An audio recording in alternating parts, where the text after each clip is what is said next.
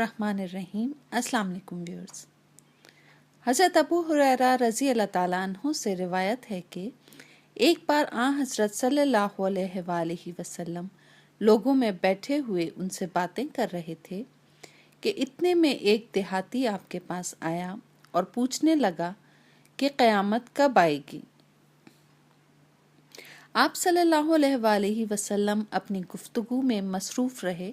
बाज़ लोग जो मजलिस में थे कहने लगे कि आप सल्लल्लाहु अलैहि वसल्लम ने देहाती की बात सुनी लेकिन पसंद नहीं की, और बाज़ कहने लगे कि नहीं, शायद आपने उसकी बात सुनी ही नहीं। जब आप सल्लल्लाहु अलैहि वसल्लम अपनी बातें पूरी कर चुके तो मैं समझता हूँ कि आप सल्लल्लाहु अलैहि वसल्लम ने यूं फरमाया, वो क़यामत के बारे में पूछने वाला कहाँ गया।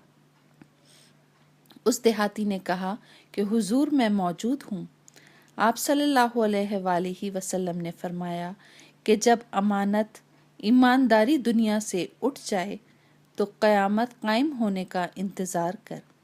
उसने कहा, ईमानदारी उठने का क्या मतलब है? आप सल्लल्लाहु अलैहि वसल्लम ने फरमाया कि जब हुकूमत के कारोबार नालायक लोगों को सौंप दिए जाएं तो क़यामत का इंतज़ार कर।